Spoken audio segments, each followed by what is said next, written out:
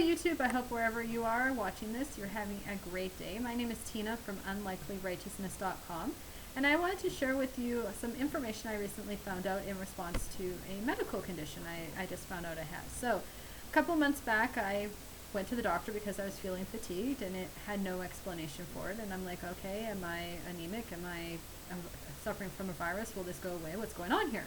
So I went to my doctor, and as I was talking to his medical student, actually, I didn't even get a chance to talk to him.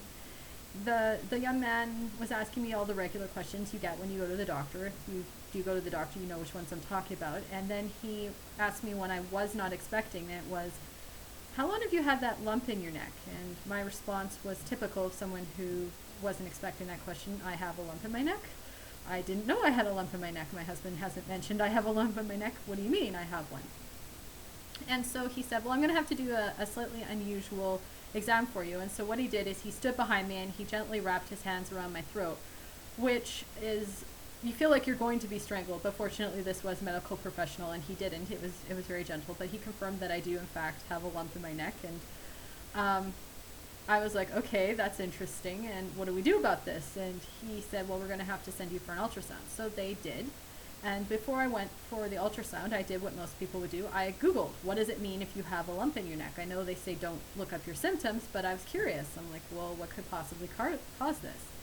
And Google lied to me because one of the articles I read said 99% of the time if there's a growth in your neck, nothing's wrong with you. And I was like, I like those odds, 99%. Those are good odds. I like that a lot. And so I went into the ultrasound not really fearing for anything, even after they found out I have a golf ball size lump in my neck.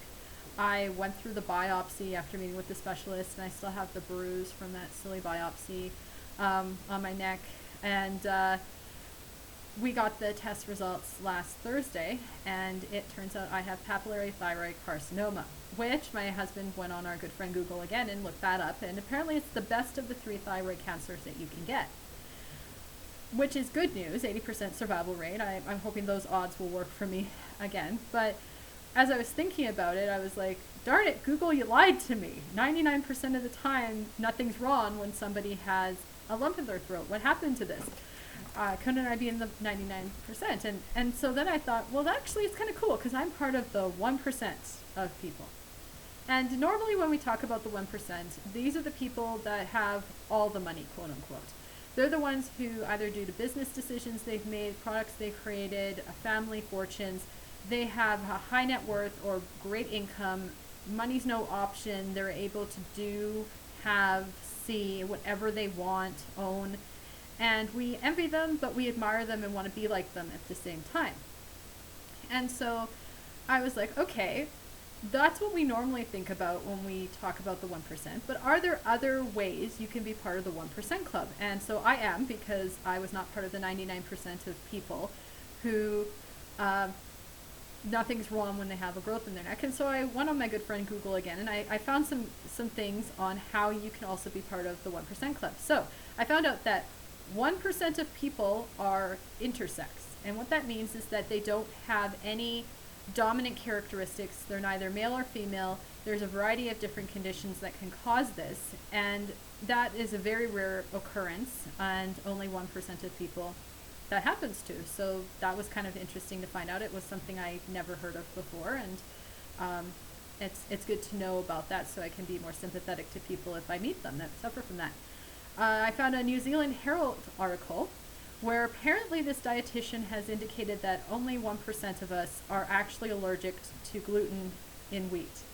And having been a full-blown celiac for over 10 years now, I was diagnosed in 2005, I am part of that 1% club as well. Lucky me, yay!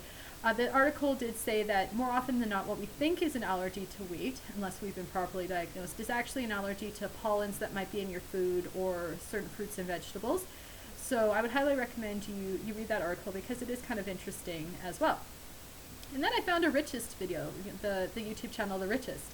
And they said that 1% of people have a nose on their forehead, arms and legs sticking out of their torso, abnormally sized arms and hands, so they're bigger than usual, a mole that is big enough to cover their entire back, A ton that's longer than 4 inches long, apparently 4 inches is the average for most people's tons, so that was interesting to find out.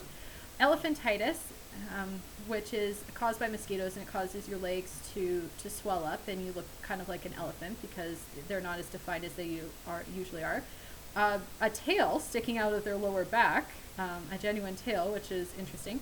And then something called ear pits, which are these little holes that apparently exist right around this part of your ear. And they think they're left over from earlier forms of humans. 2 faces. There was this one baby that was born with an overlay on his face, and so he looked like he was wearing a mask permanently. Extra fingers and toes, and I would like to add that I actually know a family where they don't have extra fingers or toes, but they're kind of webbed where they stick together. There's no definition between the toes. I had one young man show me once, and it was kind of cool when he took his sock off. And different colored eyes, and that one, there's a few celebrities out there that have like a brown eye and a blue eye. And so that was kind of neat to find out, because some of those medical conditions, my reaction, as most of you do when you watch those kind of videos, was like, cool, I wish I could have that. And other ones I'm like, thank goodness I've got something normal. And then another one that I found out is slightly more than 1% of the people in the United Kingdom, according to this one website, are autistic. They said that it's over 700,000 people in the UK are autistic, and they talked about how that is being handled in the United Kingdom, so that was kind of neat. A friend of mine, when I posted an article on my blog, said that also in there is 1% of alcoholics during the first 2 years following trying to give up alcohol will relapse. And I can believe that, because I've been to a couple of Narcotic Anonymous meetings, and their thing is primarily keep coming back, keep fighting it, because every day you're going to be tempted. And so it would be easy to fall if you are constantly surrounded by alcohol. And then the last one was kind of funny, and I think it's probably the happiest one that I found so far. I'm going to continue looking for different 1% groups you can be in, and it was different video games that no one has ever beat. And I'd never heard of most of them. There's 20 of them. And let me rephrase that, not that nobody's ever beat them. It's just that it's very rare for people to beat them. So less than 1% of people have beat these video games. And if you want to see the full list, you can check out my blog at the link below and see what they are. The only one I'd ever actually heard of is the Super Mario Brothers, because I remember playing that when I was a kid, and it was a lot of fun. And so that's my list of the other 1% groups that you can be a part of. And so if you have any groups that you are a part of, you're one of those 1% of people who either has, does, is, or any other consideration, please comment below. If you want to see the articles and sites that I went to find this list, please check on the link on the list below, and that will take you to my blog post. And wherever you are, I hope you have a great day. Bye.